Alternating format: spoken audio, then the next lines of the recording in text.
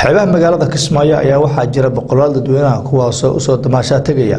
waxaana dadka maanta imaaday xeebaha ku yaala magaalada Kismaayo ay isugu jireen dad qurba joog ah iyo sidoo kale dadka ka yimid xiriirka qaxootiga ee wadanka Kenya. Wariyana Sabriin Saal Maxamed oo maanta booqatay xeebaha ku yaala magaalada Kismaayo ayaa warbixinta warkan inooga diyaarisay. xeebaha liida iyo calanley oo kamid ah goobaha shacabka reer Kismaayo ay u damaasha tagaan maalinta Khamiista iyo Jimcada oo ay alaaba ka nastaan shaqooyinka iyo waliba waxbarashada ayaa waxaa maanta ku damaashadayay dad u badan qurba joog iyo waliba dhalinyaradii dib ugu soo laabatay xerooyinka qaxootiga ee Dadaab. Dhalinyaradani ku damaashadaysay xeebta ayaa waxaa ka muuqatay farxad iyagoona qaarkood xeebta ay ku dheelayeen kubadda qaarkoodna ay ku dabaalanayeen badda. xeebta liida ayaa waxaa ku sugnaa boqolaal qof oo dadka reer Kismaayo ah. waxaa halkan laga dheehanayay farxad iyo damaashaad. qaar kamid ah dhalinyaradii dib uga soo laabatay xerooyinka qaxootiga ee dalka Kenya iyo dhalinyarada reer Kismaayo oo ku damaashadaya xeebta liida oo aan wareysanay ayaa inooga waramay dareenkooda iyadoona fariin u diray dhalinyarada asxaabtooda ay uga soo tageen xerooyinka qaxootiga ee dalka Kenya. waxaan salaamayaa dhammaan asxaabta akhyaarta Soomaaliyeed iyo dadweynaha guud ee Soomaalida meel walba ay ku nool yihiin. anigu ah Cabdullaahi Maxamed Sheekh runtii waxaan leeyahay assalaamu calaykum waraxmatullaahi wabarakaatu. waxaan maanta ku tamaashadeynaa badda liido Kismaayo anagoo ugu tamaashadeyno si farxad ah anagoo ugu tamaashadeyno si kalsooni buuxda ah waad u jeedaan dhalinyarada Soomaaliyeed caruurta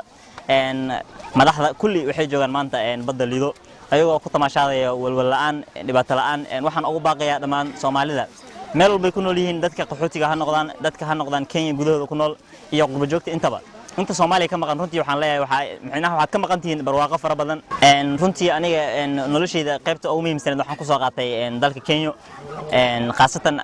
ha noqdo xarooyinka qaxootiga ha noqdaan Nairobi runtii aniga qaxootiga waa meeshan ku bogay waxbarashadeeda dugsiga hoose ilaa dugsiga sare waxaan ugu baaqi lahaa xaggaas markii loo baahdo xag waxbarasho markii la dhaho waxna dheer tahay laakiin xag nabadeed markii la dhaho maanta Soomaaliya meel ka nabad badan inkastoo Soomaaliya ay goob dagaalood maanta waxay noqotay goobta nabadda Soomaaliya markii loo eego dhanka Kenya iyo dhan walba Soomaaliya adduunka afartiisa geed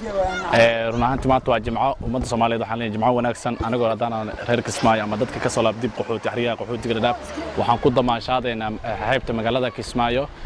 waxayna ka mid tahay nabadda iyo nolosha ka jirta magaalada Kismaayo. magacayga anoo ah Habiil Axmed Caawil oo ku magac dheer Awilow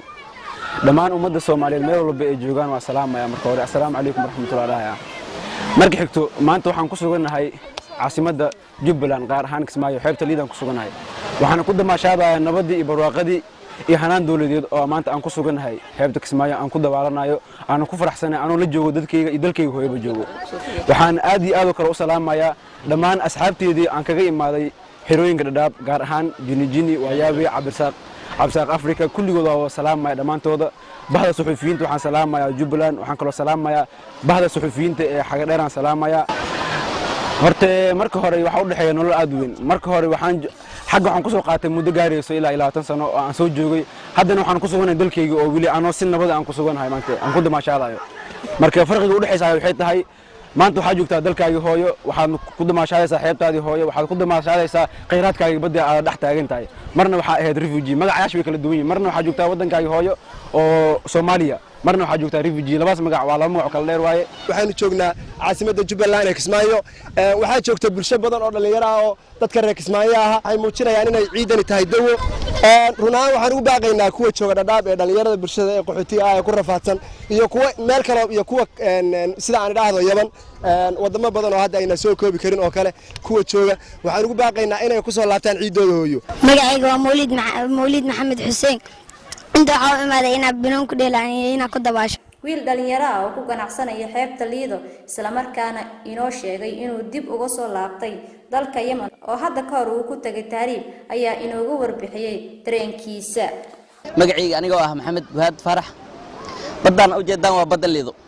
waagii hore iyo hadda u jeedaan 4 sano ka hor iyo hadda isbedel weyn ah ka muuqda magaalada waayo markii hore lagu ma ganacsan jirin badda hadda laakiin waa lagu ganacsadaa dad weyn tiro badan isku yimid magaalada banaanka laga yimid markii dadka magaalada wuu batay marka ganacsi fiican baa ka socda tada marka waa noocyo badan ay leedahay nooc waa raqay oo jeedaa waa kaas noocan camba la yiraahdaa kana waa raqay marka saas baa loo gataa meesha waa ganacsiga aad buu u fiican yahay وكان أنا كان بنك كذا هذا نوعا عبان هذا كذا أنا وكان أنا نفتكر وأنا يدك بنانك كسر لابتي مركال كان دتك ماشي سكوي ما وحاول ودت صلّت أنا وحن كيم عربتها كيم وزمان عربتها كيم صنعان عبار جوجي دور تضبط سنة كشقي سنة صنعوا تقريبا كوجل مركور مركا عدنا دتك أنت ما وبدأ أصع حسة تجا أصع دبال تجا وحاول ودت دي بدك كيم أنت بدن هوا وبدنا ضد ياسبر هولان ملهاس يوروب كيم هذا هوا وبدنا بنير تبدن حنو باقي يا ودك هو أمان وجدا سي لوض الحيس هيا ودك والله ضدك وباشالايان marka waxaan dhiilay soo laabtay wadankiina in baahan